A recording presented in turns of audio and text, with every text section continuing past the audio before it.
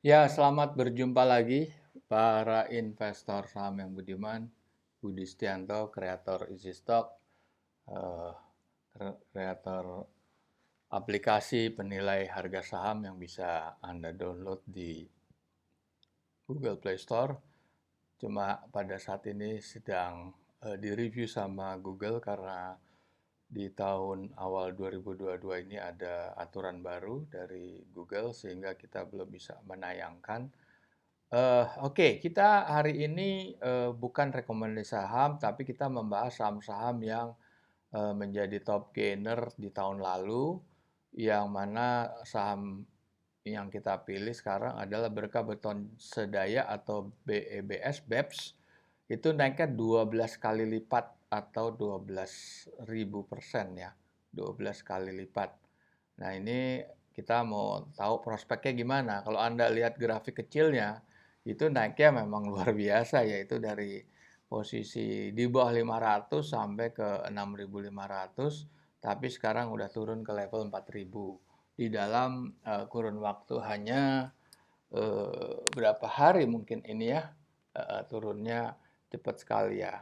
Nah ini kalau grafik hariannya seperti ini, tapi kalau grafik mingguannya luar biasa cepatnya gitu penurunannya. Oke, kita lihat ini saham apa. Kenapa saham ini bisa naik seperti ini? Kita lihat list top gainer ini ada beberapa, ada sekitar berapa itu? Ada hampir 20 ya. Nah, itu saham BEBS termasuk yang lumayan tertinggi luar biasa. Anda bisa bayangkan kalau Anda invest di perusahaan ini atau membeli sahamnya ini di bulan berapa ini? Di bulan 8 ya. Hanya butuh 4 bulan itu naiknya 12 kali lipat. Nah, pertanyaannya apakah kita bisa menemukan next BEPS lagi? Tapi tunggu dulu. Ini perusahaan ini perusahaan yang bisa memberikan prospek atau tidak di kemudian hari. Orang itu langsung turun. Anda lihat kan turunnya juga drastis banget itu dari 6.000 ke 4.000. Itu turunnya ya udah berapa itu? Udah 40% lebih dalam waktu berapa hari gitu. Nah, kita lihat nih prospeknya saham ini seperti apa.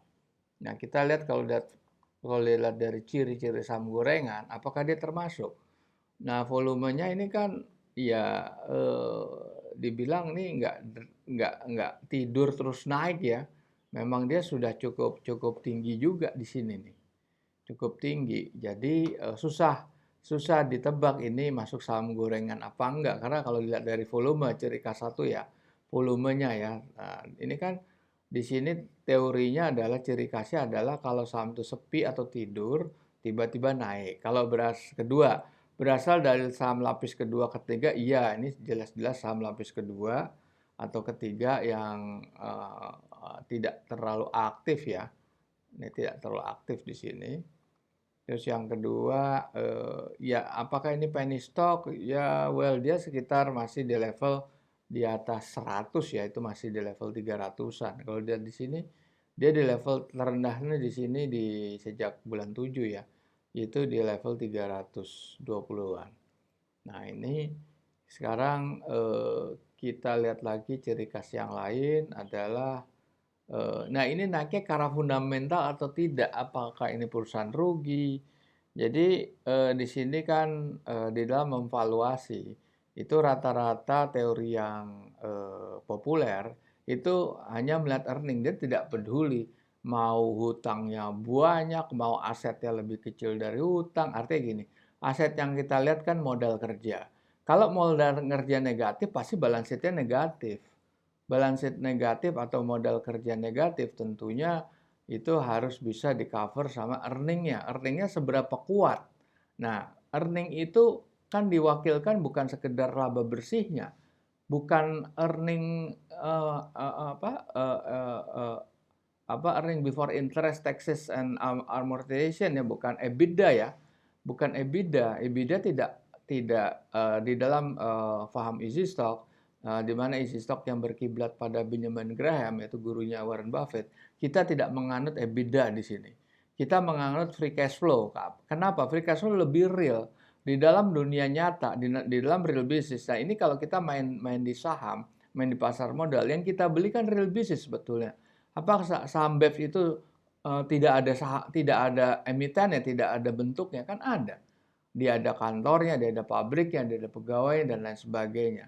Jadi yang kita lihat adalah free cash flow, karena free cash flow itu ada komponen-komponen selain laba, ada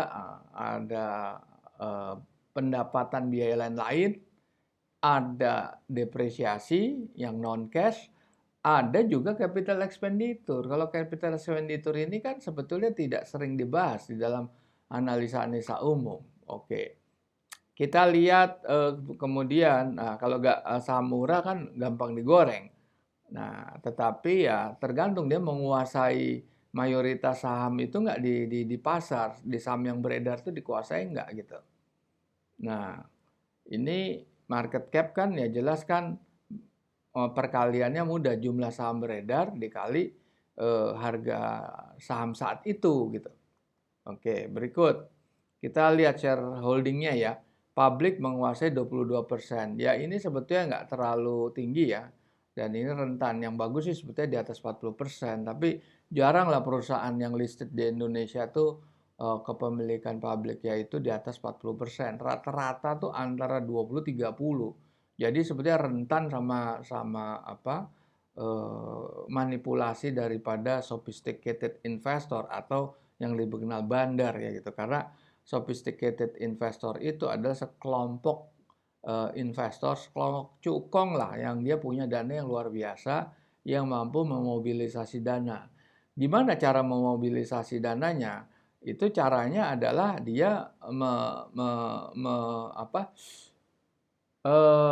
memobilisasi orang untuk memilih account. Jadi account-nya itu bisa 100, bisa 200 atau berapapun, bisa ada di beberapa sekuritas. Dan itu mobilisasi itu berupa nomini. Orang-orang yang ada di situ itu sebetulnya hanya nomini. Semua dana itu dikuasai oleh bandar. Jadi kan tidak kelihatan di pasar. Dan itu transaksinya kan antar mereka dan yang operatornya kan bandar di situ. Jadi si nomini itu sebenarnya tidak tahu menau, dia sangat mungkin dia adalah pegawainya para bandar yang dia cuma dia digaji dan dia suruh nurut sama strateginya pemilik, dia suruh teken dokumen, dia suruh tekan buka account, dan dia setuju untuk transfer ke account tertentu hasil penjualannya. Nah itulah karena password tradingnya tidak dipegang si owner atau si pemegang account, tapi diatur oleh para bandar gitu. Oke, sekarang kita lihat ya grafiknya. Ini juga ini bergerak di bidang perdagangan bahan konstruksi dan perlengkapan bangunan. Ini nggak istimewa sebetulnya. Beton ready mix dan precast ya. Di dalam saat pandemi kan konstruksi paling tidak mandek ya, mangkrak juga dia atau slow down gitu. Jadi sebetulnya kenapa bisnis ini sahamnya bisa sampai luar biasa sampai 10, 20, 12 kali lipat. Nah, inilah kita lihat di sini luar biasa. Dan ini juga susah diprediksi secara volume ya. Volumenya aktif tinggi. Dan habis itu pas naik dia flat semuanya. Tapi tentunya masih ada perdagangan. Nah, di sini yang kami lihat, kita lihat laporan keuangannya coba. Nah, kita key parameternya ini adalah mulai dari penjualan sampai free cash flow, ini adalah yang kita pakai di Easy Stock. Ini kembali ini mengacu pada filosofi Benjamin Graham. Kita lihat penjualan itu kita Q4 sama Q3. Q3 ini baru 9 bulan, ini udah 12 bulan kan. Ini naik udah 3 kali. Belanja modal naik 5 kali. Coba dari 265 sampai 103 atau 154. Ini bisa aja nih naiknya bisa 5-6 kali nantinya. Dan ini kuat nggak ditahan sama labanya. Labanya juga naik, soalnya labanya naik sebesar 4 kali. Nah, current asetnya juga naik. Tapi kalau dilihat di free cash flow-nya, dia malah drop yang tadi 24 miliar, sekarang jadi minus 25 miliar gitu. Kenapa? Karena yang jelas pertama adalah di sini kosong nih, pendapatan biaya lain-lain nggak ada. Di sini masih ada sekitar 2,8. Dan yang efek terbesarnya itu adalah di kenaikan daripada CAPEX, kan itu CAPEX aja 100 miliar lebih, sedangkan laba bersihnya nggak sampai 100 miliar. Ya otomatis di sini negatif ini, karena tidak didukung dengan pendapatan lain di sini.